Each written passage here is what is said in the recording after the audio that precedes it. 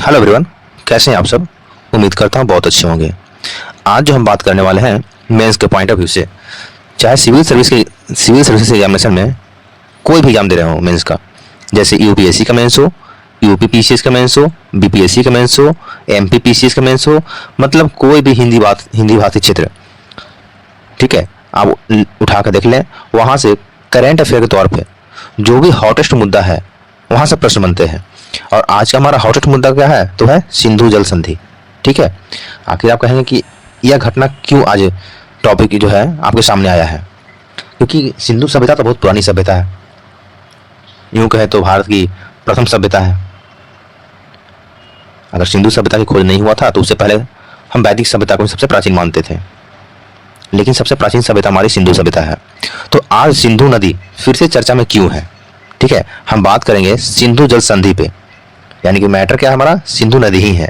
तो सिंधु नदी के जो पानी है हम उस पर बात करेंगे, आखिर ये संधि हमारा किसके साथ है। तो ऐसे तो हर कोई जानता है कि सिंधु जल संधि जो है हम पाकिस्तान के साथ करते हैं, ठीक है, लेकिन यह बात हम आखिर अभी चर्चा में क्यों आया है, ठीक है, सिंधु जल संधि अभी चर्चा में क्यों आया है।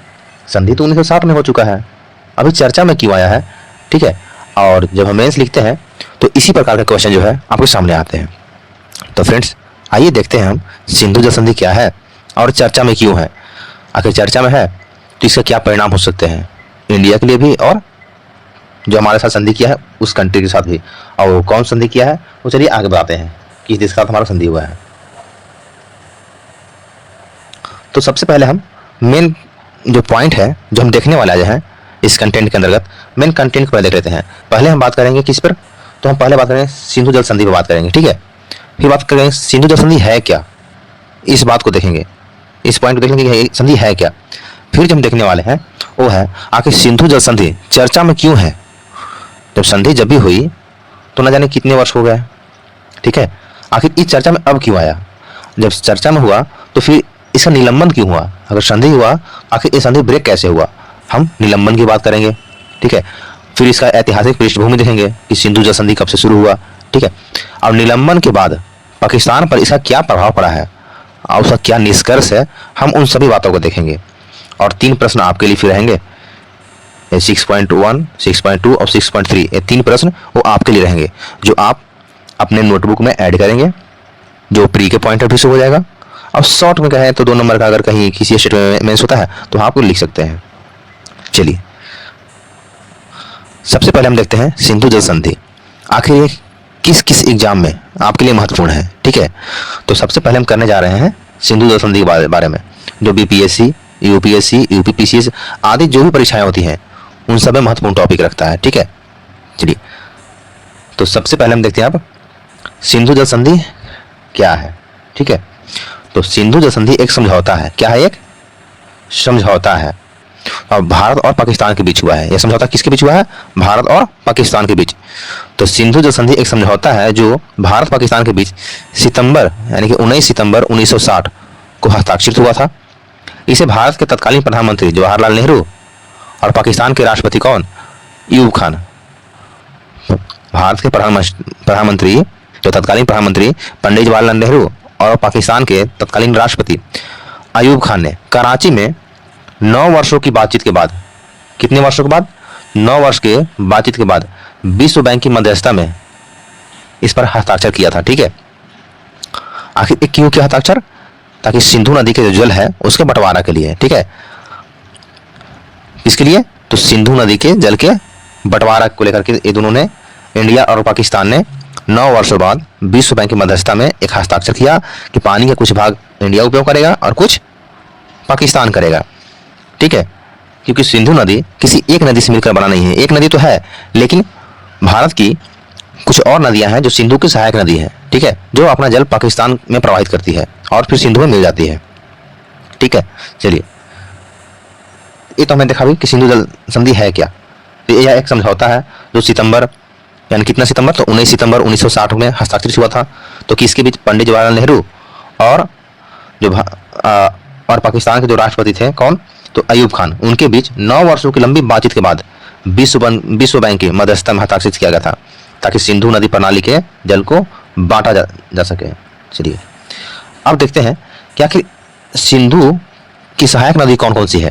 तो आप यहाँ देखते होंगे कि ये होगा इंडस, इंडस यानी हमारे सिंधु, ठीक है। तो सिंधु, अब देखें तो ये है सिंधु नदी। कौन है ये? सिंधु नदी। एक मिनट कलर चेंज कर देता हूँ। ये है सिंधु नदी, जो ब्लू लाइन दिख रहा है आपको, ये है आपकी सिंधु नदी। और झेलम इसकी सहायक नदी है, चिनाब इसकी सहायक नदी है, सतलज सहायक है, ठीक है। ये क्या इसकी सहायक नदी है। और भी है, रावी है, ब्यास है, टोटली 6 नदियां हैं इसमें, ठीक है। ये सब सहायक नदी है। तो आइए हम देखते हैं आखिर ये अभी चर्चा में क्यों आया है, सिंधु जल संधि चर्चा में क्यों आया है। तो अभी हाल ही में घटना जो 22 अप्रैल के दिन आप सुने होंगे कि भारत ने पहलगाम हमले के, किस कहा के, पहलगाम हमले के बाद जो है पाकिस्तान के चिनाब नदी का जल रोक दिया है। पाकिस्तान को चिनाब नदी का जल रोक दिया भारत ने, ठीक है। जम्मू कश्मीर के पहलगाम क्षेत्र में आतंकवादियों के धर्म के नाम पूछ करके, धर्म के नाम पर पहले धर्म पूछा गया उनसे कि आप किस धर्म के हो, इस्लाम धर्म के थे, उसको छोड़ दिया गया और जो भी हिंदू धर्म है उसे मारा गया था। यानी कि धर्म पूछ कर मारा जा रहा था। ऐसे कहा जाता है कि आतंकवादियों का कोई धर्म होता है नहीं, ठीक है, लेकिन यहाँ धर्म पूछ कर मारा गया है। तो आखिर सिंधु जल संधि चर्चा में क्यों था? तो भारत में पहलगाम हमला हुआ था 22 अप्रैल के दिन। उसके बाद भारत ने पाकिस्तान में जाने वाली चिनाब नदी का जल है उसे रोक दिया। तो चर्चा का विषय क्या बना? हमला और पानी का रोकना, ठीक है। चलिए आगे बात करते हैं हम। तो सिंधु जल संधि का 2025 में निलंबन होगा। क्या हुआ? इसका निलंबन हो गया, ठीक है। चलिए यहाँ पहलगाम हमला 22 अप्रैल 2025 के बाद भारत सरकार ने सिंधु जल संधि को निलंबित कर दिया। क्या किया? निलंबित कर दिया। यह भारत के द्वारा पाकिस्तान के खिलाफ एक जल कूटनीति है। क्या है? पाकिस्तान के खिलाफ भारत का एक जल कूटनीति है। जब तक कि पाकिस्तान सीमा पार आतंकवाद को नहीं रोकता तब तक यह संधि निलंबित ही रहेगा। यानी कि हम अपना जल जो है चिनाब नदी का अब पाकिस्तान में नहीं जाने देंगे।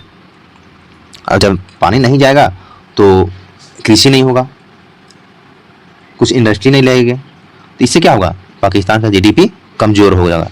तो आज के दौर में अगर किसी भी देश को बर्बाद करना हो ना, तो उसके जीडीपी को कमजोर कर दीजिए, वो देश ऑटोमेटिक बर्बाद हो जाता है।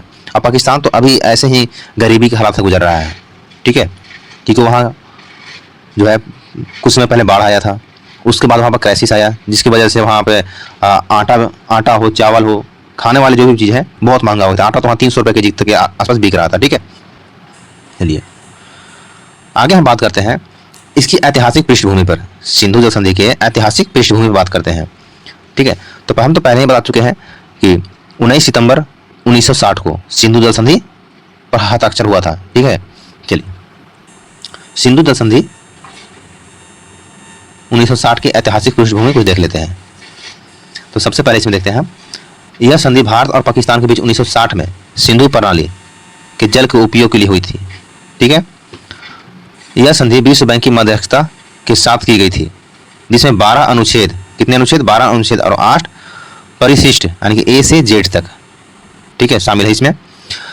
तीसरा पॉइंट कहता है सिंधु नदी प्रणाली में 6 नदियां शामिल है। कितनी नदियां शामिल है? 6 नदी शामिल है। एक तो खुद सिंधु है, ठीक है, सिंधु है, झेलम है, चिनाब है, रावी है, ब्यास है और सतलज है। ये 6 नदी इसमें शामिल है। सिंधु जल संधि के अंतर्गत 6 नदी शामिल है। कौन कौन सी है? तो सिंधु, झेलम, चिनाब, ब्यास, रावी और सतलज। और विश्व बैंक के जब मध्यस्थता में किया गया तो विश्व बैंक ने इन 6 नदियों को 2 भागों में बांट दिया, ठीक है। पहले को बांटा पूर्वी भाग में और एक बांटा पश्चिमी भाग में, यानी कि पूर्वी नदी प्रणाली और पश्चिमी नदी प्रणाली।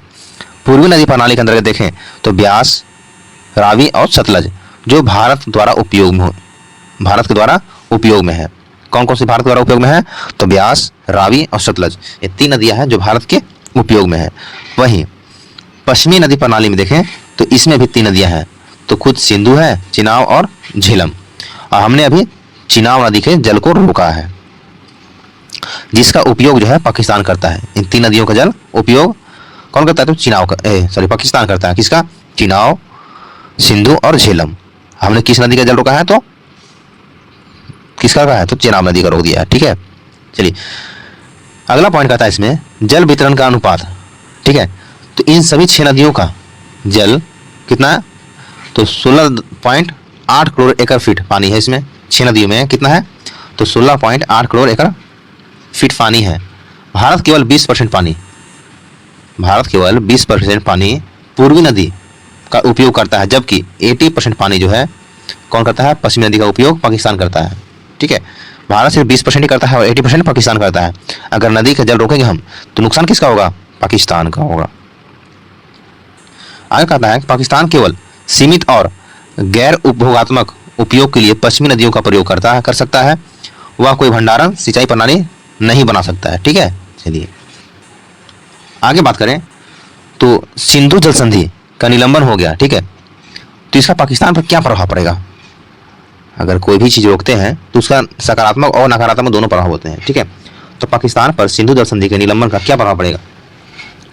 तो सबसे पहले तो हम बोलें कि कृषि पर इसका प्रभाव पड़ेगा, शहरी जल आपूर्ति पर प्रभाव पड़ेगा, जल विद्युत संयंत्रों पर प्रभाव पड़ेगा। ठीक है, मेन तो यही हो गया थी हमारा। तो कहता है कि पाकिस्तान की कृषि और आर्थिक गतिविधियां सिंधु यानी कि इंडस बेसिन पर निर्मित है। किस पर निर्भर है, तो सिंधु नदी पर निर्भर है।